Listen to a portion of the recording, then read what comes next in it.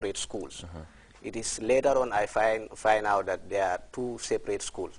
Now, conflict that occurs between two schools, you cannot eradicate that for the simple fact that we are neighbors. And there's always competition. Always fight. Yeah. Even the tongue and the teeth fight. Yes, so you don't expect St. Augustine to be having conflict with Nusrat because they are far more away from each other. Okay. So Gambia Senior Secondary School, despite all those conflicts that are taking place between them and St. Augustine, we still friends. Okay. If you are in the campus of Gambia Senior Secondary School, for example, you can go there during break time. You think that St. Augustine students come to Gambia Senior Secondary School for break. Yeah, that is so true. That shows you the cordial relationship that exists between the two schools.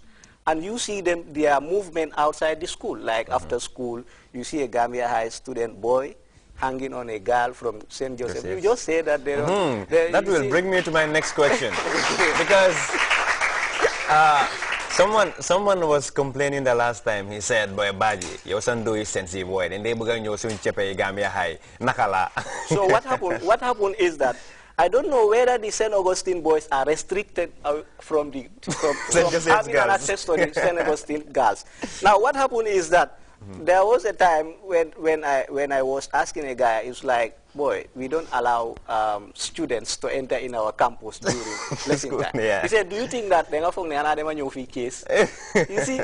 So maybe they have that access. Yeah, but simply, I just want to believe that is just about the relationship, the cordial relationship exactly, that you have. Either you from St. Joseph's, either Faisala, wow, the girl with the two surnames. You from St. Joseph's, and of course, since you came into the school, you heard of the Gamsins family. You have St. Augustine, St. Joseph's, and of course Gambia High. Perhaps you'd just like to tell us from your own point of view as a student of St. Joseph's, how would you perceive this relationship? The relationship is very strong because the relationship between Gamsens cannot be emphasized. I have a friend, or I can even call her a sister. She's in Gambia High, and then we are like one. So, which means that if I have a twin sister in Gambia High and I am in St. Joseph, then it means it's like the two schools are the same. The only difference we can say is the uniform. Okay. But then we are all getting the same thing from the different schools.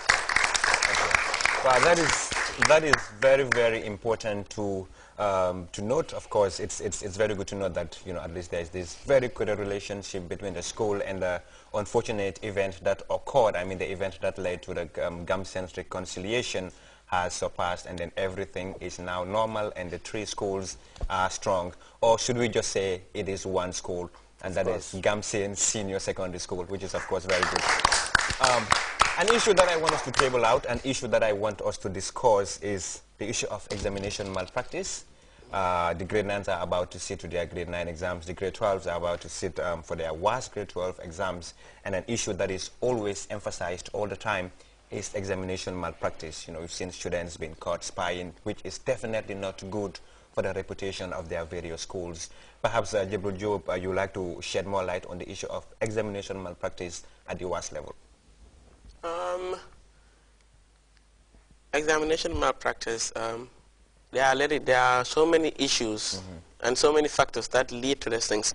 For some of the students, it's because they want an easy pass. They don't want the midnight candle. No, they don't want the midnight candle. For some others, maybe it's because of examination phobia. Some is peer pressure and influence.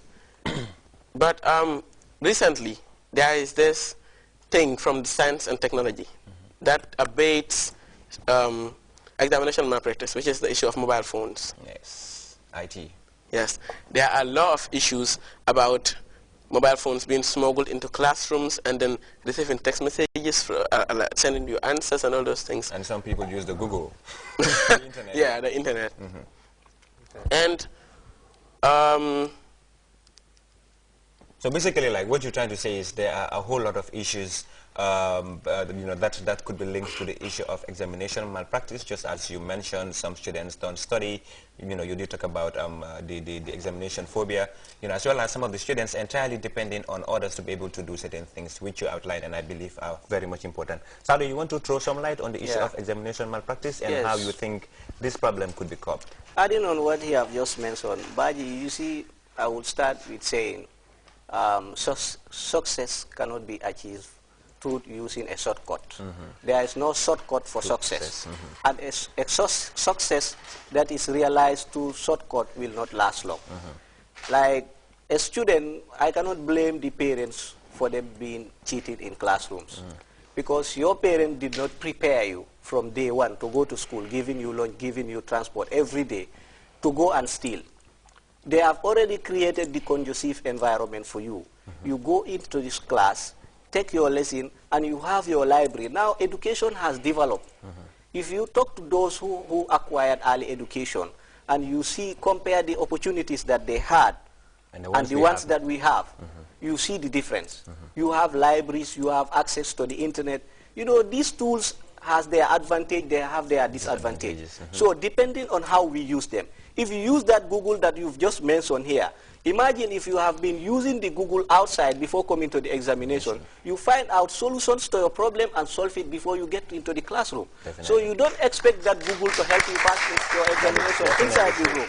So what I will, in short note, what I will tell the students, you don't pass your examination during examination day. But rather, our vice principal used to say that you pass your examination, your grade 12, when you are in grade 10. Definitely. So if you are going to pass, according to him, pass honorably or you fail honorably. So the only way you pass honorably is to work hard. You don't expect to sleep the entire night while others are sitting reading the entire night, and at the same time you sit in one place. Even if the examiners fail to detect you, sometimes, my friend, you can Google something and get wrong answer and write it down. That is definitely so true. That's the problem. We just need to read. Reading is the solution. Reading is the solution. Yes. That is the word of Sally. Reading is the solution, and of course that is a challenge to every student, no matter where you might be, no matter your status. If you definitely read, you can surely pave the way for success. Just as he said, it is never a shortcut, or there is no shortcut to success. And just as I always say also, success is always a continuous journey. There is no fixed destination for success. The more you go, the more you toil, the more you moil, and the more you boil, the more success that you have, and that is extensively important. Coming back to Ida, one thing that we've seen happening in most of the schools, in schools sometimes, is we do receive complaints that there is always the issue of sexual harassment in schools. Like you will hear people saying there are teachers that date students, especially girls, give them grades for better marks, and these are issues that have been happening, because in some cases we have also gone to the extent of seeing teachers impregnating their very own students. Just want to know, as a girl child and of course as a student, what do you think exactly needs to be done, and what is your thought on this same issue? I think that student-teacher relationship, it's because of there is lack of respect on both the side of the teacher and the student. Because as a teacher and also as a parent, because if you see our parents taking us to school, it's for them to be our parents in school. I mean the teachers. So if you should be a good parent to a child, I think you should also show good moral behaviors to the child, for the child to have to follow the good steps that you are. To follow in your footsteps, to follow in your footsteps and see how best they can be better than you are. The footsteps of the parent. But then if a teacher has to train the child and then also has to date the child, for example, if the child is a male, that bad attitude of the parent will also be transmitted to the child. And I think education does not only have to be the written aspect or the oral aspect. It also has to do with the good moral behavior of the child. So if the teacher has to be dating with the child, that will not bring good grades. Perhaps you might have good grades inside the school, but during the WAS, it's only you and the examiner, and that is very, very important. Sally, you want to throw some light on the issue of student-teacher relationships? Yes, you see, Baji, there is something very important in what she is talking about. One thing we have to realize is that these teachers are human beings. And once you are dealing with them, you have to know that they have feelings. You understand? They have feelings just like how we have our own. Why is it that we always blame the teachers for dating students and we are not blaming the students for dating students. We are all human beings. Now, there are